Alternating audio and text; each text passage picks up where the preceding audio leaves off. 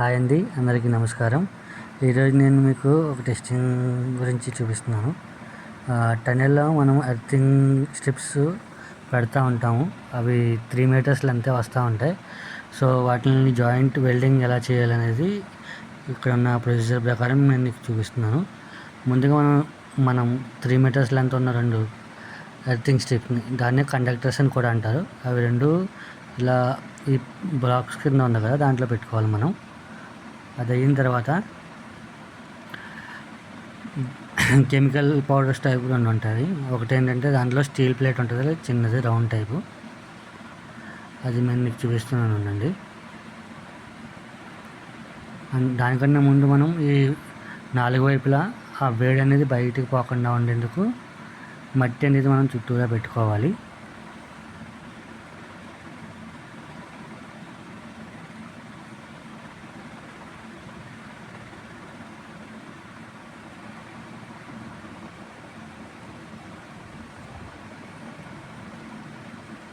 ఇలా ఈ విధంగా చూపిస్తున్న విధంగా 4 వైపులా మనం మట్టి అనేది పెట్టుకుంటే మనం వేడి అనేది వచ్చినప్పుడు బయటికి పోకుండా ఉంటుంది.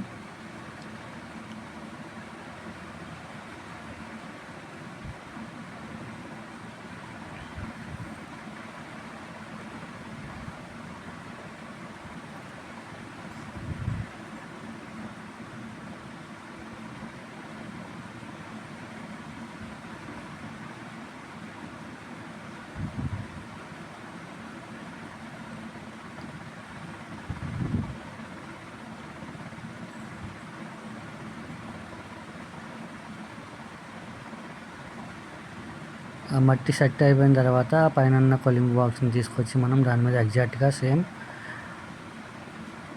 కింద బాక్స్ ఏ సైజ్ ఎలా ఉందో సేమ్ అదే ఉండేలా పెట్టుకొని,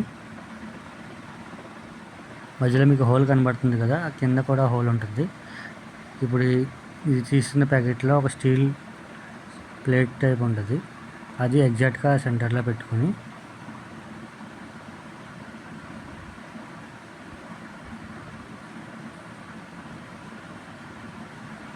మన మెయిన్ ఇంగ్రీడియంట్ వచ్చి ఇది కరిగి ఎర్తింగ్ స్ట్రిప్ 2 ఉన్నాయి కదా, అవి వాటిని జాయిన్ చేస్తుంది. ప్లస్ మనం దీంట్లో ఇప్పుడు పోసిన పౌడర్లో మ్యాక్సిమం కాపర్ అండ్ సిల్వర్ కాదు, స్టీల్ పార్టికల్స్ అనేవి ఉంటాయి. దాంతోపాటు గన్ పౌడర్ టైపు బారుక్ అంటారు కదా, గన్ టైప్ని, అది ఉంటుంది.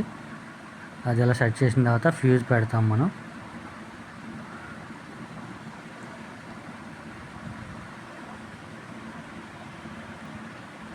ఫ్యూజ్ పెట్టిన తర్వాత పైన ఉన్న క్యాప్ని క్లోజ్ చేసేసి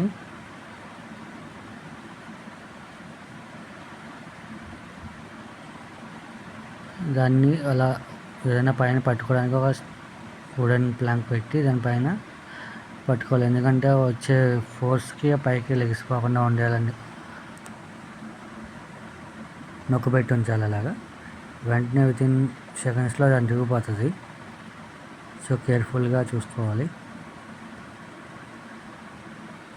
చూసారు కదా, దీని యొక్క టెంపరేచర్ మ్యాక్సిమం 1000 డిగ్రీ సెంటీగ్రేడ్కి చేరిపోద్ది అన్నమాట. ఇది అయిన తర్వాత మీరే చూస్తే ఆ ప్లేట్ యొక్క పై భాగం చూడండి ఎంత అలా వేడెక్కిపోయి ఉందో.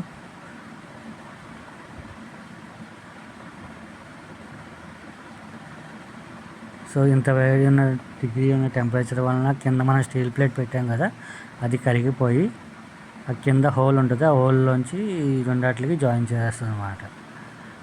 ఈ ప్రాసెస్ అంతా చేయడానికి ఒక 2 to 3 minutes ఉంటుంది. అది అవ్వగానే మనం మళ్ళీ నట్ బోల్ట్స్ లూజ్ చేసుకొని దాన్ని ఓపెన్ చేసుకుని ఎక్స్ట్రాగా ఉన్న పార్ట్ని ట్రిమ్ చేసేసుకోవడమే.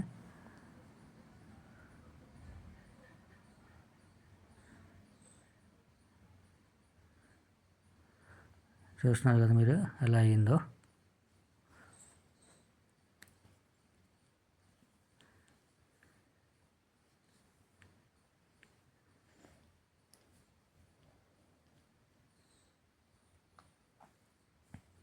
ఇదైన తర్వాత కొంచెం క్లీన్ చేసుకొని ఎక్స్ట్రా పార్ట్ని రిమూవ్ చేసుకోవాలి.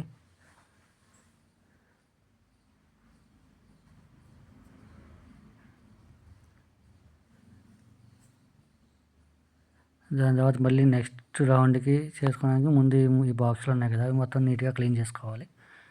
Same procedure repeat. Thanks guys.